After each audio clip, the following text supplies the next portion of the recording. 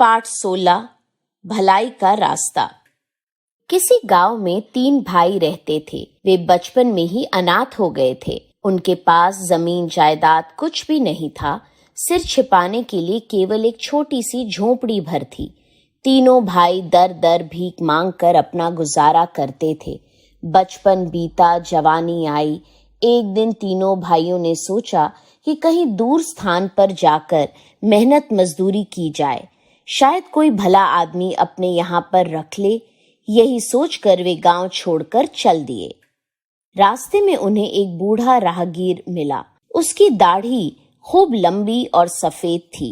बूढ़े ने उन भाइयों के पास आकर पूछा, बच्चों, कहाँ जा रहे हो? सबसे बड़े भाई ने जवाब दिया, मजदूरी की तलाश में। क्या तुम्हारे पास अपनी खेती बाड़ी नहीं है? बूढ़े ने पूछा। नहीं, उसने मायूसी से जवाब दिया। काश हमें कोई भला आदमी मिल जाता तो उसके यहाँ हम लोग मेहनत से काम करते और अपने पिता की तरह ही उसका आदर करते। बूढ़ा सोच में पड़ गया। कुछ देर खामोश रहकर वह बोला, आज से तुम लोग मेरे बेटे हुए और मैं तुम्हारा धर्मपिता। मैं तुम लोगों की सहायता करूंगा। मैं तुम्हें ईमानदारी, परोपकार और सच्चाई का रास्ता दिखाऊंगा। तुम लोग अपना फर्ज निभाते चलना, मेरी सीख जीवन में याद रखना। तीनों खुश हुए और भलाई का जीवन बिताने के लिए तत्काल सहमत हो गए। बूढ़े ने उन्हें अपने साथ लिया और आगे बढ़ चला। बियाबान, जंगलों और लंबे रास्तों को पार करते हुए वे तीनों बूढ़े के पीछे पीछे चलते रहे। अचानक रास्ते में थोड़ी दूर पर एक शानदार हवेली दिखाई दी। हवेली की बगल में चेरी की बगिया थी, जहां एक युवती खड़ी हुई थी। वह हूबहू रूप की रानी लग रही थी। उसे देखते ही बड़ा भाई उस पर मोहित हो गया। बोला, काश यह लड़की मेरी पत्नी होती। अमीर है, इसलिए दहेज में जमीन जायदाद, गाय बैल, घोड़े भी मिलते। यह सुनकर बूढ़े ने कहा, तो आओ तुम्हारा रिश्ता तय कराए देते हैं। तुम्हारी शादी हो जाएगी और दहेज भी खूब मिलेगा। खुशी खुशी जिंदगी गुजारना। बस सच्चाई का रास्ता कभी मत भूलना। बूढ़ा उन्हें लड़की वालों के यहाँ ले गया। चट मंगनी पट शादी। सभी बड़े खुश हुए। इस तरह बड़ा भाई हवेली का मालिक बन गया और सुखपूर्वक रहने लगा। अपने शेष 2 मुंह बोले बेटों को साथ लेकर बूढ़ा आगे चल पड़ा।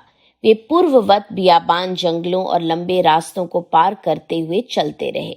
चलते चलते उन्हें रास्ते में खूबसूरत सा चमकता हुआ घर दिखाई दिया।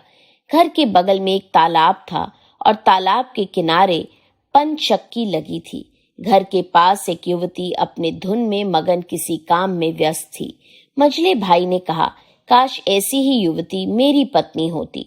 दहेज में तालाब और पनचक्की मिल जाती तो मजे से चक्की चलाता, गेहूं पीसता और चैन से जिंदगी गुजारता।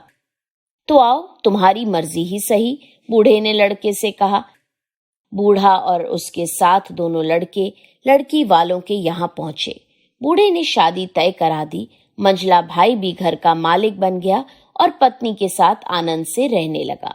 उससे विदा लेते समय बूढ़े ने कहा, बेटे, अब हम चलते हैं। तुम खुश रहो, लेकिन याद रखना कि सच्चाई का रास्ता कभी मत भूलना। अब बूढ़ा और सबसे छोटा लड़का फिर आगे बढ़ चले। अचानक उन्हें एक साधारण सी झोपड़ी दिखाई दी। उषा की लालिमा जैसी सुंदर एक युवती अपनी झोपड़ी से बाहर आ रही थी। वह बहुत गरीब थी। उसके पुराने कपड़ों पर कई पैबंद थे। छोटे लड़के ने कहा, काश यह युवती मेरी पत्नी होती। हम दोनों कंधे से कंधा मिलाकर मेहनत करते और हमारे यहाँ बस खाने भर का अनाज होता। तब हम दीन दुखियों की भरसक मदद करते, खुद खाते और दूसरों को भी खिलाते। यह सुनकर बूढ़े ने कहा, शाबाश, ऐसा ही होगा। पर देखो, सच्चाई का रास्ता कभी मत छोड़ना। अब इस छोटे लड़के की शादी भी बूढ़े ने करा दी और बूढ़ा अपनी राह चल पड़ा। इधर तीनों भाई अपनी अपनी जिंदगी जीने लगे। बड़ा भाई इतना अमीर हो गया कि उसने अपने लिए अच्छे से अच्छे घर बनवाए। फिर भी उसे दिन रात यही धुन सवार रहती थी कि वह अधिक से अधिक अमीर कैसे बने। गरीबों की मदद या उन्हें सहारा देने की बात तो उसके मन में कभी आती ही नहीं थी। वह बहुत ही कंजूस हो गया था।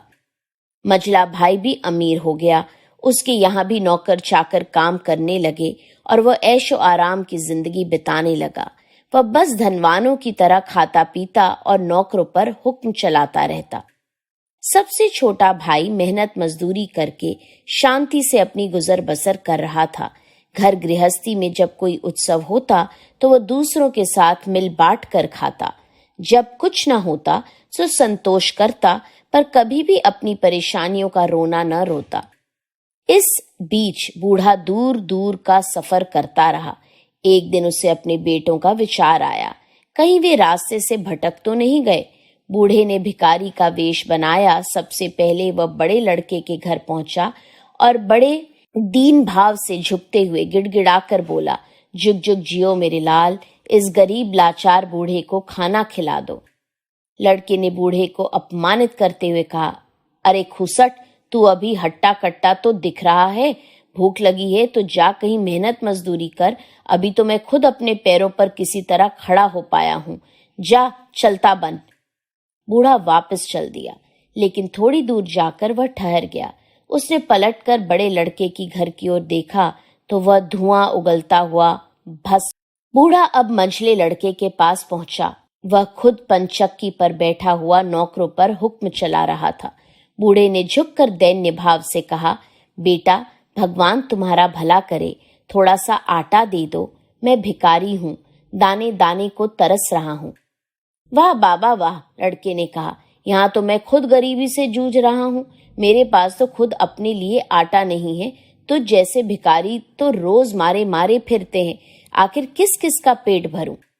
बूढ़ा दूसरे लड़के के यहाँ से भी मायूस होकर चल पड़ा और थोड़ी दूर जाकर एक टीले पर ठहर गया। बूढ़े ने पलट कर देखा तो मझले लड़के का घर और पंचक्की धू धू कर जल उठे।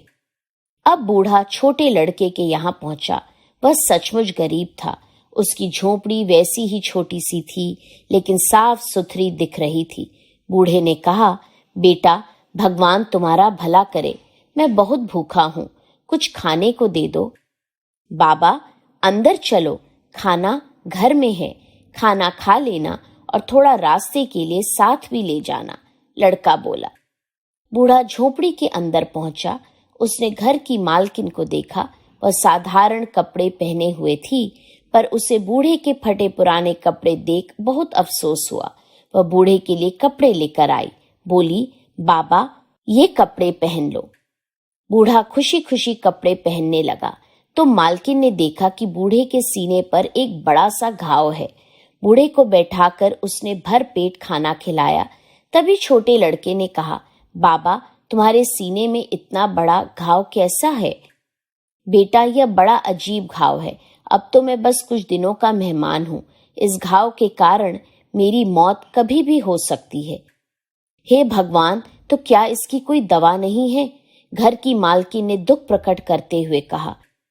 दवा तो है, बस एक ही दवा है, लेकिन उसे कोई देगा नहीं, जबकि हर कोई दे सकता है।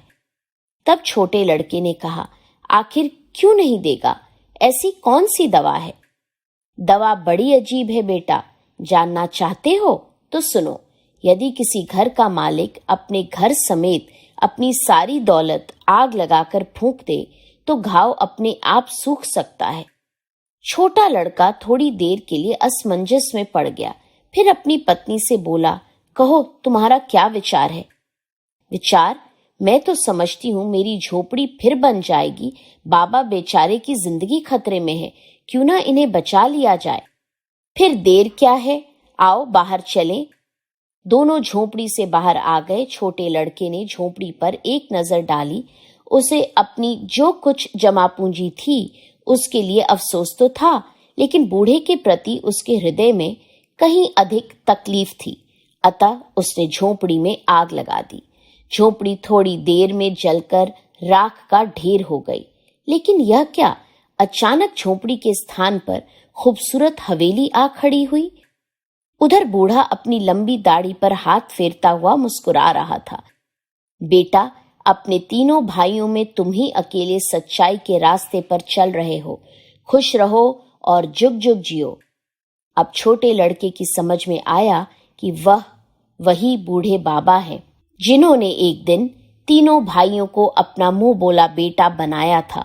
वह बूढ़े की ओर लपका, लेकिन तब तक वे गायब हो चुके थे।